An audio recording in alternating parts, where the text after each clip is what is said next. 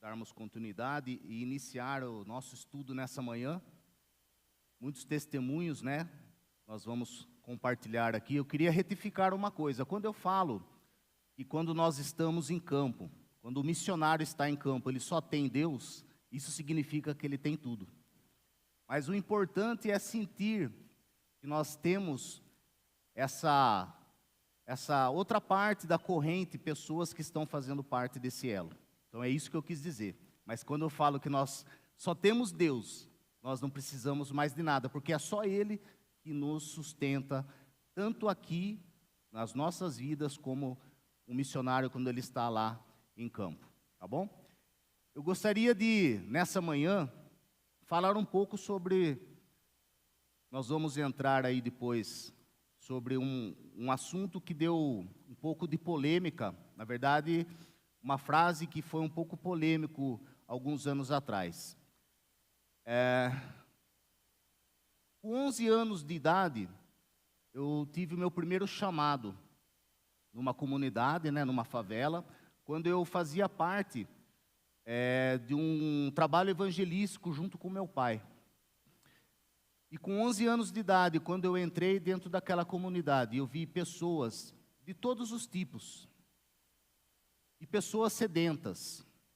Ali eu convivi com traficantes, com pessoas que estavam se prostituindo, com pessoas que estavam ali vendendo produtos e artigos ilícitos, roubados, e aquilo o Senhor tocou no meu coração.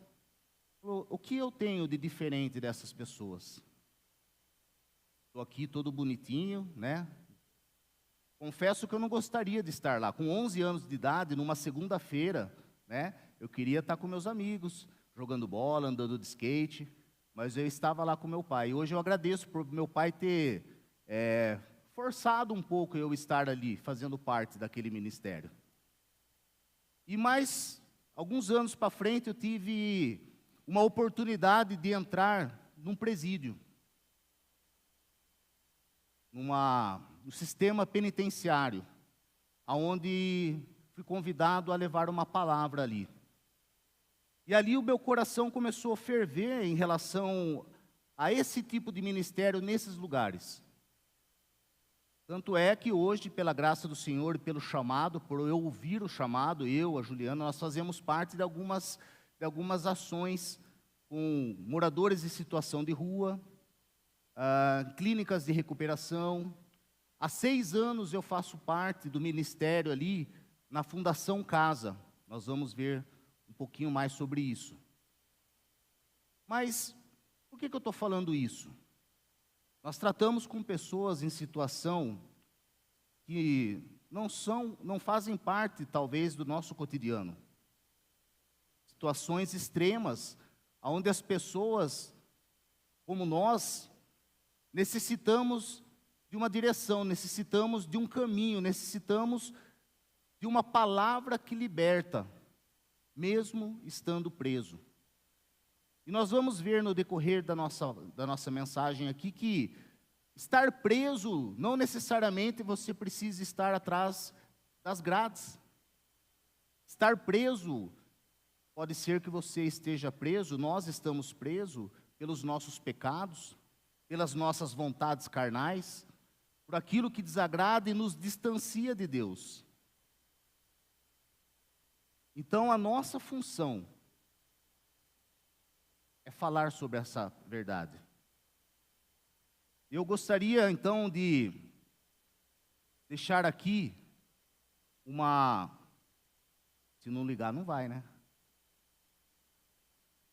Uma pergunta. Bandido bom é bandido morto? Eu estive semana passada na convenção batista do estado de São Paulo, ali com o pastor Josimar, pastor Walter, e eu falei sobre esse tema. Confesso, irmãos, que eu senti muita reprovação no início. Imagina, eu, o único missionário, falando diante de mais de 100 pastores, muito mais. E conforme eu falava, eu só via a cabecinha fazendo assim, ó, eu vou te pegar. Você vai descer desse púlpito. Mas eu quero dizer para vocês uma coisa. Quanto mais eu me envolvo nesse ministério, mais eu sou, como que eu posso usar a palavra? Mais eu me conformo com essa frase. E é interessante porque, como eu já falei, há 6 anos eu faço esse trabalho evangelístico ali com os menores infratores. Fundação Casa, meus irmãos, é uma instituição socioeducativa que cuida de menores dos 12 aos 21 anos.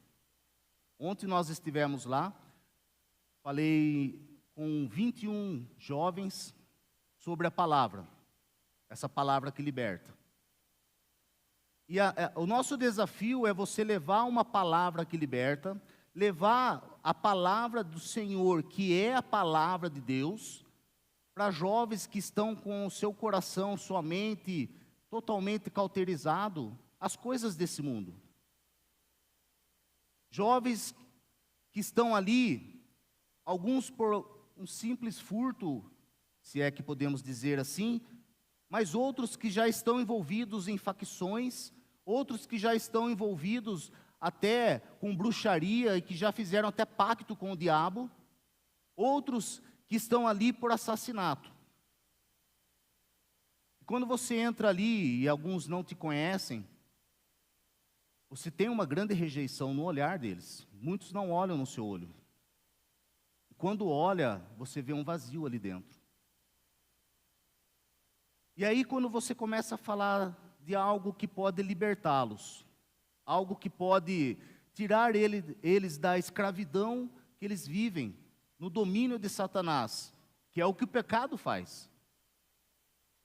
E aí você vê que muitos ali ouvem por um ouvido e soltam por outro. Como muitos ali, como ontem aconteceu e já aconteceram outras vezes, de se derramarem. E é muito difícil isso acontecer. Porque eles têm que se manter firme, né? Por 2 motivos. Um, porque eles são criminosos. Eles têm que se manter fortes. Outro motivo, porque eles são de menores, então eles têm que se autoafirmar. E é muito mais difícil você trabalhar com menores infratores do que com os adultos. Porque os adultos não têm mais o que se afirmar. Já fizeram de tudo, já têm uma carreira criminal, mas os menores estão entrando para o crime. E aí você fala do amor de Jesus, você conversa, e muitas vezes, no início, eu confesso, eu falo, acho que eu estou jogando pérolas aos porcos. Mas de vez em quando o Senhor nos dá alguns testemunhos que nos motivam a continuar a caminhada.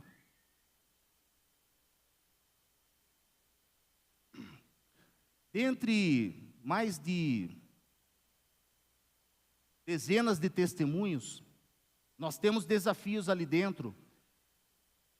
Por exemplo, uma vez eu perguntei na cela, quem aqui já vendeu droga para um senhor de idade que trabalhou a semana inteira, o mês todo, pegou o seu salário e, em vez de levar comida para casa, deixou aqui? Alguns levantaram as mãos. Quem aqui já vendeu droga para menor de idade? Outros levantaram as mãos. Quem aqui já vendeu droga para uma senhora que está escravizada, independente da sua idade, doente, escravizada por drogas? Levantaram as mãos. Quem já vendeu droga para uma mulher grávida? Outros levantaram as mãos. Eu falei, como é que você se sente? Foi unânime, irmãos. Unânime não. Apenas um ficou de pé e falou, mano, eu vendo mesmo porque para mim o que interessa é dinheiro no bolso. Os outros abaixaram a cabeça, envergonhados, porque eles entraram numa reflexão do que aquilo estava estragando com a vida do próximo. Mas esse arrogante, não, mano, para mim o que interessa é dinheiro no bolso, porque se eu não vender, outro vai lá e vende. Então o nosso desafio é isso. É mostrar para esses infratores que eles estão errados, mas por que eles estão errados? E é através da palavra. Parei minha moto no posto de gasolina, esses tempos atrás, alguns meses atrás. Aí sobe um moleque correndo, descalço, meio sujo, tirando a camisa, colocou a camisa nas costas. Tatu, e veio, me deu, e foi chegando próximo e eu reconheci. Aí ele falou assim, lembra de mim? Eu falei, lembro. Falou, para aquele lugar eu não volto mais. Falei para você que quando eu saísse, eu prometi para você, para aquele lugar eu não volto mais. Eu recebi Jesus no meu coração. Menino de 16 anos. Aí, né, nosso olhar clínico, eu olhei para ele e falei assim, nossa, fulano, falei o nome dele. Falei, mas você já está na caminhada errada, mano. Você vai contar essa história para mim, para quê? Ó, você está tudo sujo, velho. Falou, não, Tatu. Eu estava aqui no Lava Rápido, eu estou lavando o carro aqui. Eu tirei a minha blusa, tirei minha camisa, porque ela estava molhada. Eu queria vir aqui te dar um abraço. Irmãos, por que acontece isso? Não é para nossa honra, para nossa glória, para o nosso orgulho. É porque Deus fala assim, eu vou te dar algumas provas que está dando certo o seu trabalho. Que você está no caminho certo. Então, de vez em quando, Deus fala assim, ó, tá vendo? Porque nós falamos para pessoas ali, que muitas vezes, ou na maioria das vezes, nós nunca mais vamos ver. São meninos que são da região, de outras cidades, e nós nunca mais vamos ver. E esse ministério, eu me coloco à disposição a trabalhar com eles fora do presídio. Então eu passo o meu Instagram, passo o meu contato para eles ali dentro. Muitos me procuram depois. Nós acabamos caminhando junto, discipulando, mando um devocional diário, pergunto de vez em quando como é que está. E muitos me seguem no Instagram e não me chamam. E a gente vê que continua na caminhada errada. Mas esse menino, ele me deu um abraço e falou, Tatu, para aquele lugar eu não volto mais. Jesus mudou a minha vida. E o desafio é o quê? Esse menino de 16 anos, ele vai trabalhar como jovem aprendiz. Ele vai ganhar meio salário mínimo por mês. Por contrapartida, ele ganhava de 2.000 a 3.000 por semana, vendendo droga. Obrigado, Cássio. De 2.000 a 3.000 semanal, para ganhar meio salário mínimo por mês. O que vai mudar na vida desse menino é só a palavra, é o Espírito Santo, é Deus. Porque o mundo e o diabo oferecem aquilo que distancia essas crianças, esses jovens do caminho do Senhor.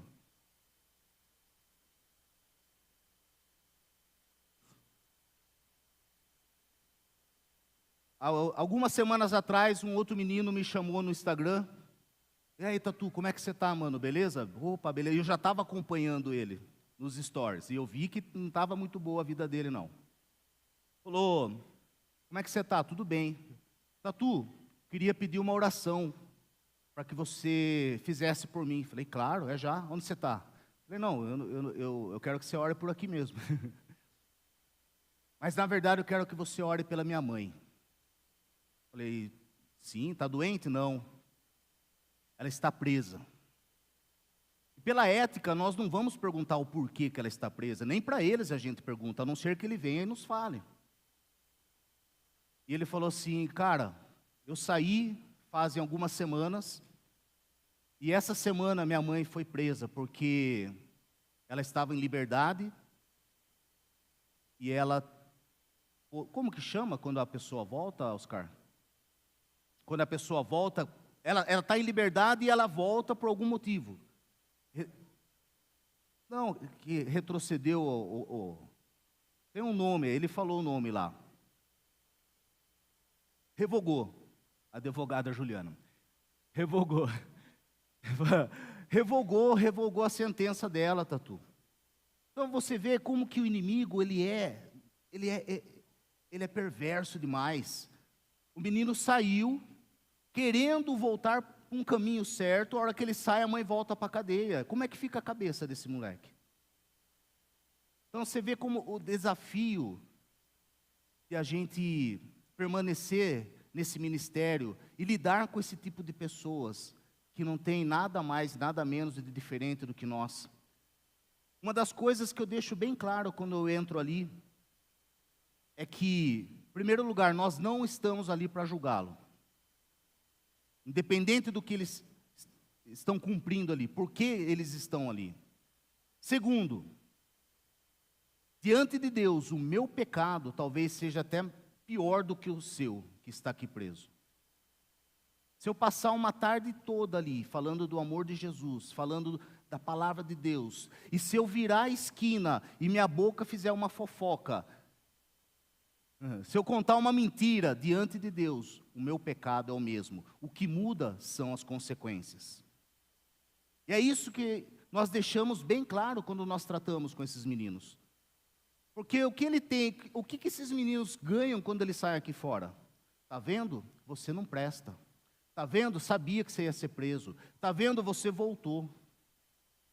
Falar em voltar, tinha um rapaz, ele foi preso 8 vezes. Eu acho que eu já contei essa história aqui, mas tem a segunda parte. 8 vezes. E era um menino líder ali da turma ali da cela. No final do culto, ele levantou a mão e falou assim: ó, Tatu, eu entendi sua palavra, senti que Deus está falando comigo.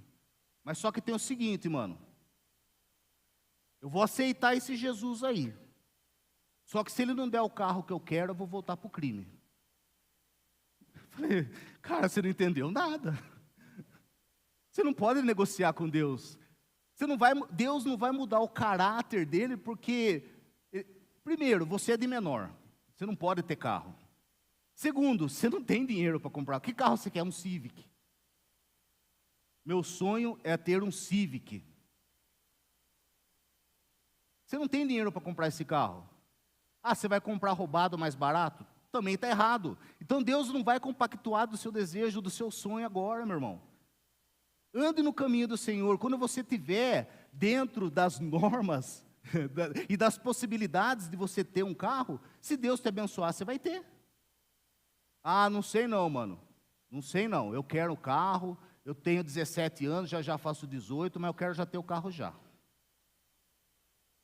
Passaram-se algumas semanas, ele foi transferido, porque ele estava tumultuando muito aqui a unidade. E aí, isso faz o quê? Eu acho que uns 2, 3 anos, irmãos.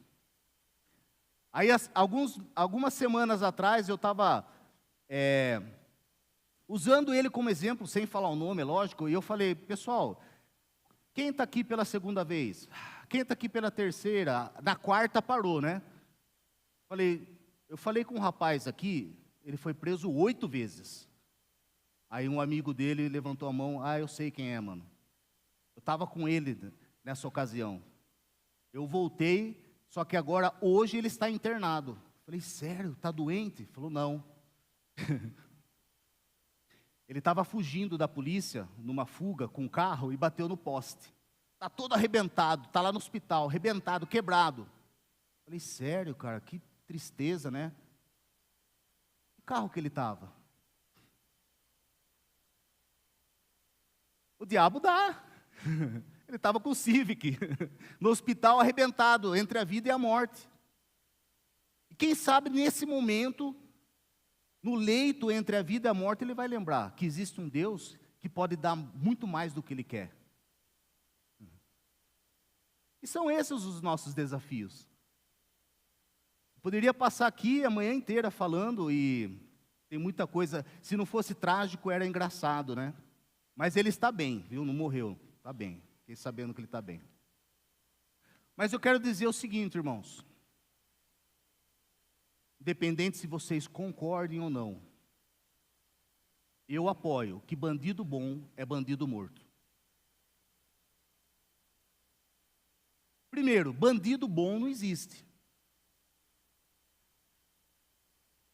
Se fosse bom, não era bandido. E eu provo na palavra de Deus que bandido bom é bandido morto. Tem gente de boca aberta já. O salário do pecado é o quê? A palavra de Deus diz. O salário do pecado é a morte. E o bandido é o quê? Pecar. Então, essa frase faz sentido. Ah, mas tem a outra parte. Tem a outra parte. Pastor nunca mais vai chamar para falar aqui, pastor.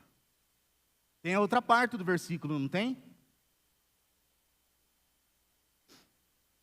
O salário do pecado é a morte. Eu, você, o bandido, o linguarudo, o fofoqueiro, é pecador. E o salário é a morte. Mas o dom gratuito de Deus é o quê? A vida eterna. Mas o dom que a gente negocia com Deus, aquilo que a gente tem que fazer alguma coisa, não. O dom gratuito de Deus é a vida eterna. Romanos 6:23. Tirar logo dessa tela aí antes que... Meus amados, Lucas 23, nós vemos uma passagem que fala sobre esse dom gratuito de Deus, que foi o plano perfeito, e é o plano perfeito que Deus solucionou para os nossos pecados, não só para o bandido, não só para o criminoso, mas para todo pecador. E por coincidência, né, se é assim que podemos dizer, Jesus foi crucificado no meio de dois ladrões. Em algumas versões fala dois malfeitores, dois criminosos, dois pecadores. E quando Jesus dá a sua vida ali na cruz, Ele não olha para os nossos pecados. Quando Jesus, Ele vem e cumpre o plano perfeito de Deus, Ele não escolhe para quem Ele vai morrer. Ah, eu vou morrer o pastor Clóvis, porque de vez em quando ele fica bravo. Tudo bem, dá para morrer por ele. Ah, eu vou morrer por fulano, porque às vezes ele faz uma fofoquinha. Então dá para morrer. Aliás, eu acho que o inferno vai ter muita discussão lá, porque vão ter muitas pessoas que vão falar assim, ah, eu pequei, mas não pequei tanto assim para estar aqui. E no céu vai ter muito pecador, criminoso, assaltante, assassino, que vai estar lá, por conta do que Cristo fez na cruz por nós, por conta de que Jesus derramou seu sangue por todos.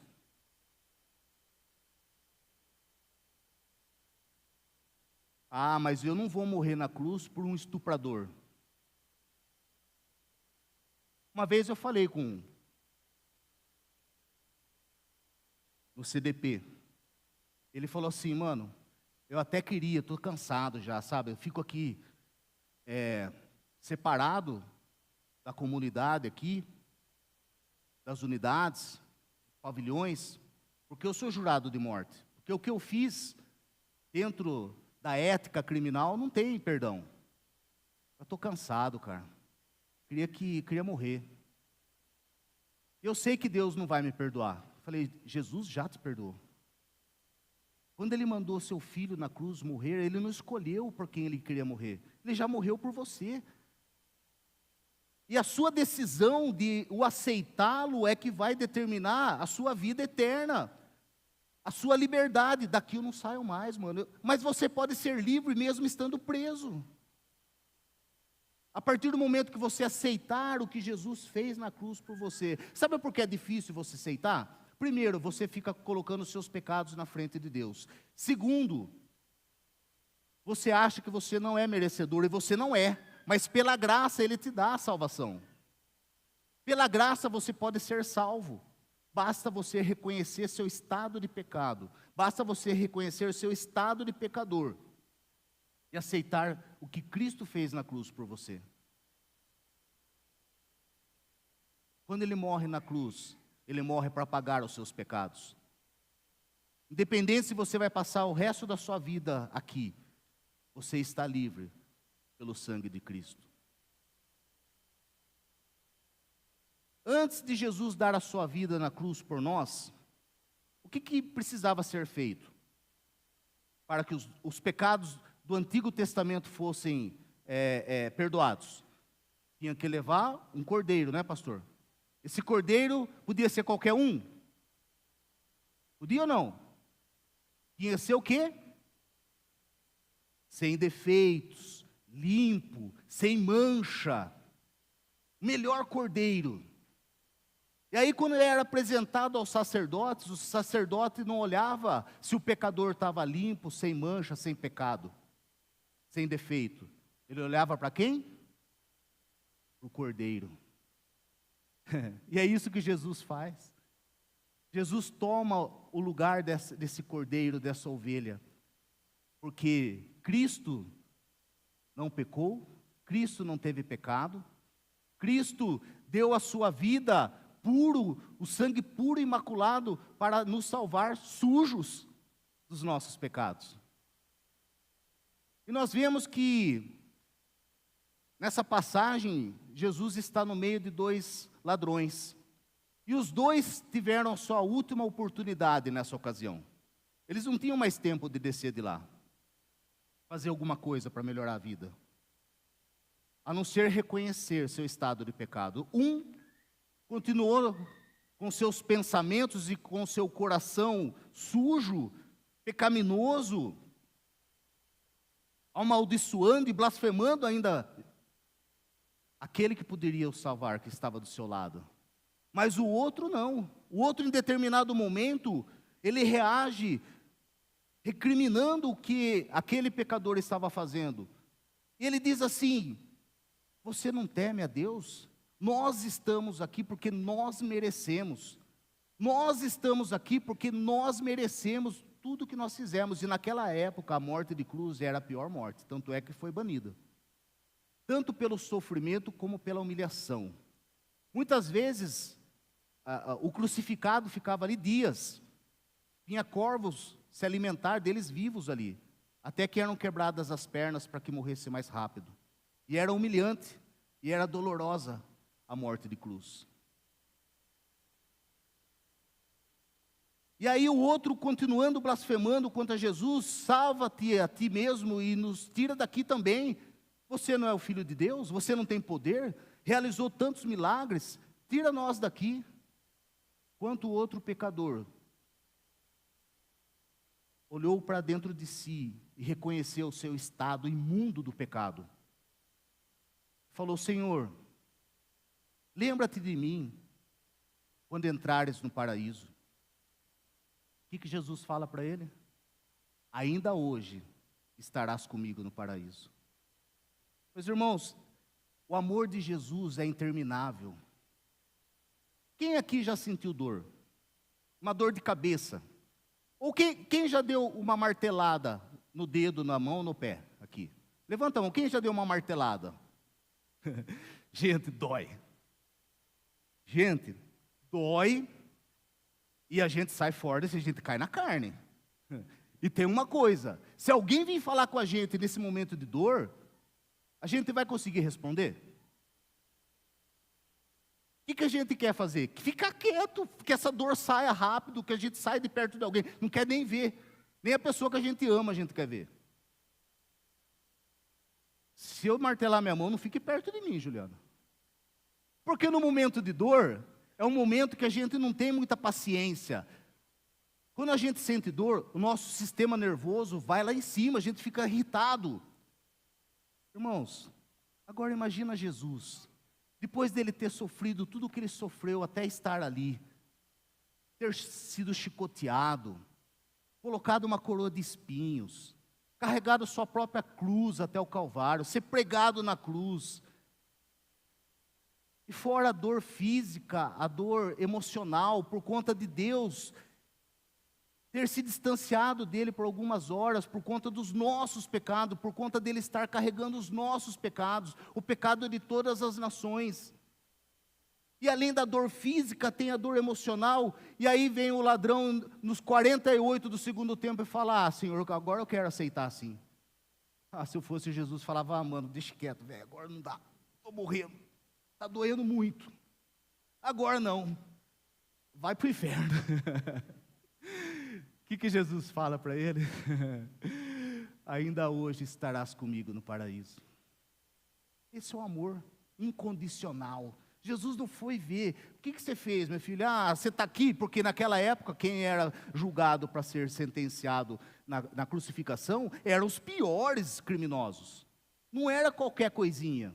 Aí Jesus podia falar, não, mano, você está aqui. Não. Eu te amo, ainda hoje estarás comigo no paraíso. E esse mesmo amor se estendeu ao outro, mas ele não quis. E tem o amor de Jesus é tão grande que naquele momento, o que Jesus faz ainda, em demonstração ao seu amor? Pai, perdoa-lhes, porque eles não sabem o que fazem. Orou pelos seus inimigos. Jesus, naquele momento de sofrimento e dor, ainda ora por aqueles que o crucificaram. Pai, perdoa-lhes, porque eles não sabem o que fazem. Eu não ia orar coisa nenhuma. Jesus tinha todo o poder de mandar uma legião de anjos para exterminar todo mundo ali. Eu ia mandar um anjinho só para pegar os que tacaram o prego na minha mão. Não. Jesus demonstra seu amor no momento tão difícil que foi aquele momento de dor, de angústia.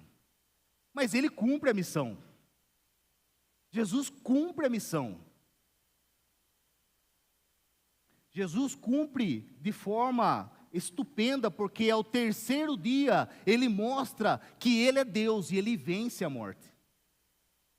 Ele morre na cruz por esses ladrões, ele morre na cruz por nós, e ao terceiro dia, para nos dar a salvação, e ao terceiro dia, ele ressuscita para nos justificar diante de Deus. Sabe para fazer o quê? Para pegar a minha mão, a mão de Deus e falar assim, está aqui,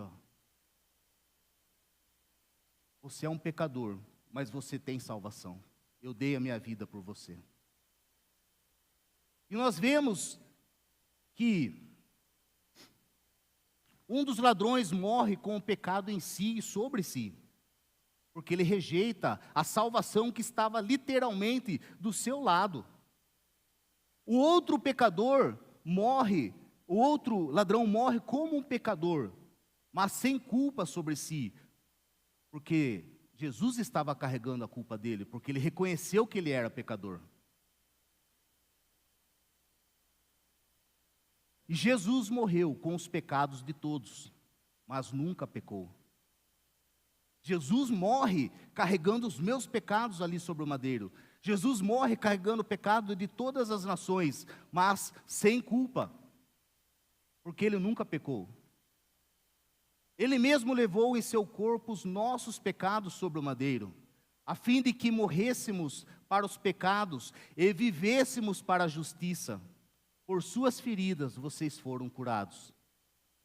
1 Pedro 2:24. Ele cumpre a obra e o plano perfeito de Deus. Não só por mim, por você, mas por aqueles dois ladrões, por todos os pecadores, porque todos nós merecíamos morrer. Mas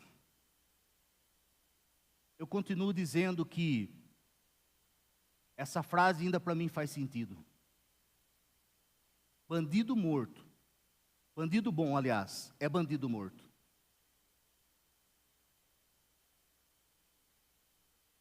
Bandido morto, sim. Morto para os crimes, morto para os furtos, morto para o tráfico, morto para os homicídios, morto para a escravidão dos vícios, morto para o velho homem, mas vivo em Cristo Jesus, para uma nova vida. E no lugar de bandido morto, sim, põe o seu nome. Eu já pus o meu nome aqui. Tatu morto, sim. Morto para as minhas vontades carnais, morto para os meus pecados, morto para aquilo que me distancia de Deus, morto para a minha vontade e não a vontade de fazer o que Deus quer na minha vida. Sim, morto sim, porque nós somos nova criatura. Assim que se alguém está em Cristo, nova criatura é. As coisas velhas já se passaram, eis que tudo se fez novo. 2 Coríntios 5:17. Quando nós recebemos Cristo na nossa vida, quando nós aceitamos Jesus como nosso único e suficiente Salvador, você sabe o que a dificuldade que os meninos têm na Fundação Casa é isso. Nossa, Tatu, mas já fiz isso, com pouca idade já fez tanta coisa que a gente nem imagina. Nem posso falar aqui. Mas falar que existe esperança. Porque a partir do momento que você aceita Jesus, que Ele já morreu na cruz por todos os seus pecados, você é nova criatura. As coisas velhas já se passaram, eis que tudo se fez novo. Esquece. Está perdoado por Deus, pelo sangue de Jesus. Da mesma forma, considerem-se mortos para o pecado, mas vivos para Deus em Cristo Jesus. Romanos 6:11. Nós temos vida, meus amados, dada por Deus através de Jesus. Nós temos vida e vida eterna. Por mais que nós ainda lutemos com os nossos pecados, com as nossas vontades carnais, Jesus nos dá e nos oferece salvação pela sua própria vida ali na cruz.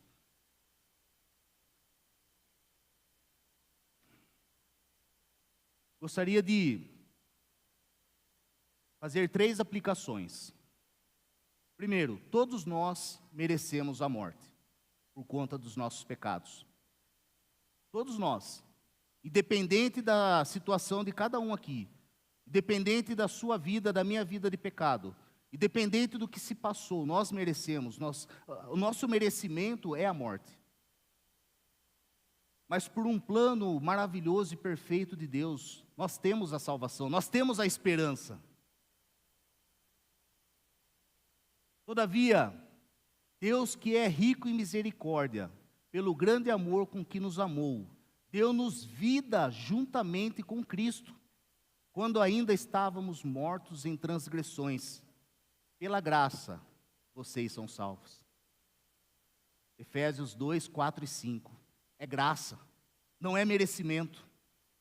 Eu, Tatu, não tenho merecimento nenhum. O que eu mereço é a condenação, é a morte. Mas a partir do momento que eu reconheço que Jesus é a minha vida, pode me dar esperança, pode me dar vida eterna, e eu reconheço como meu único suficiente Salvador, a palavra de Deus diz aqui, nós temos vida, mesmo sem merecer. Segunda aplicação, meus amados, igreja, nós temos a verdade. Nós temos aquilo que pode mudar o mundo em nossas mãos, no nosso coração, em nossa mente, que é a palavra da verdade. Nós temos. E o que nós estamos fazendo com isso? Guardando para nós mesmos? Nós temos essa palavra, nós temos a verdade. Porque se conhecer a verdade os libertará. Mas como vão conhecer se nós, povo de Deus, não falamos da verdade? Ah, Tatu, mas eu não tenho esse chamado para ir no presídio. Ok. Eu não tenho esse chamado para ir para a África. Ok. Você pode ser usado onde você está, na sua escola, no seu trabalho, na sua faculdade, na sua rua, dentro da sua própria casa. Nós vamos guardar essa verdade com nós? Estou vendo o Mel aqui, eu acho que, Mel, nós fizemos um trabalho no presídio há muitos anos atrás, né, no CDP. Muitos anos atrás. Não tanto assim, né? E conhecereis a verdade, e a verdade vos libertará. Essa verdade não pode ficar para mim. Essa verdade não pode ficar só no meu coração, alojada dentro de mim. Essa verdade tem que ser divulgada. É isso que eu quero trazer, eu quero promover isso no seu coração, desafiando você a levar essa verdade para onde você estiver.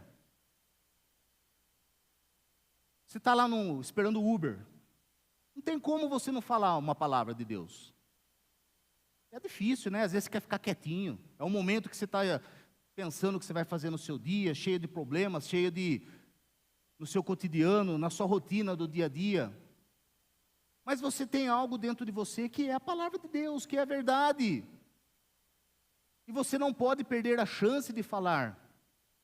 Porque quando Jesus morre na cruz e Ele ressuscita, Ele prometeu voltar. Ele prometeu preparar-nos lugar. E Ele voltaria, e Ele está voltando. E como nós vamos fazer se nós não divulgarmos isso, nós não falarmos, nós não proclamarmos a verdade para o mundo aí fora?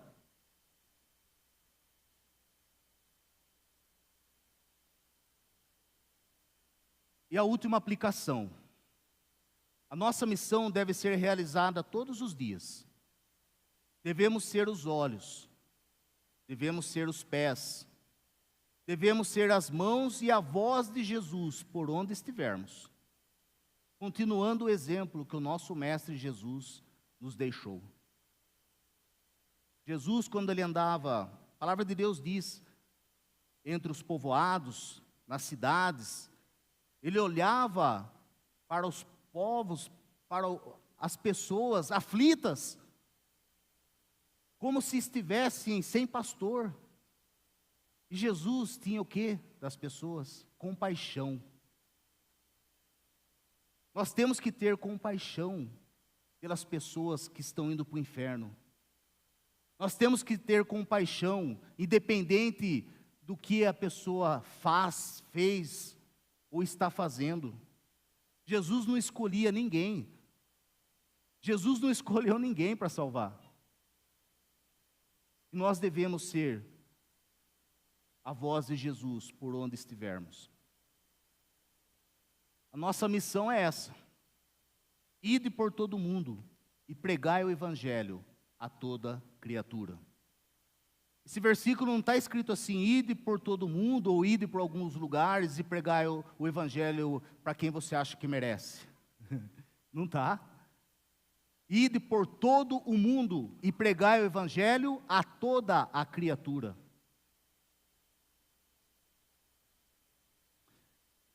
E assim, cumprir a oportuna tarefa de proclamar o reino de Deus. Essa é a nossa missão. Esse é o meu desafio que eu deixo para cada um de vocês aqui nessa manhã. Nós temos uma oportunidade de servir aquele que nos salvou. Nós temos uma oportunidade, uma honra de servir o nosso Senhor, que me salvou primeiramente. E eu posso passar essa verdade para todas as nações, por onde eu estiver. Queria pedir para o pessoal do louvor subir. Nós vamos cantar um hino agora, um cântico, um louvor, que nós já cantamos aqui, acho que foi o segundo, se eu não me engano, e ele vem de encontro com a nossa mensagem. Ele fala exatamente sobre o que nós estamos falando aqui. Então preste atenção e cante do fundo do seu coração.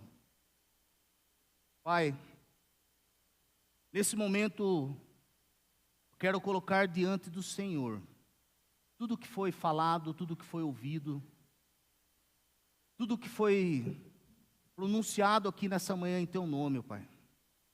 Que nós possamos ser instrumento em Tuas mãos, Senhor, para que nós possamos divulgar, proclamar a Tua verdade, seja para quem for.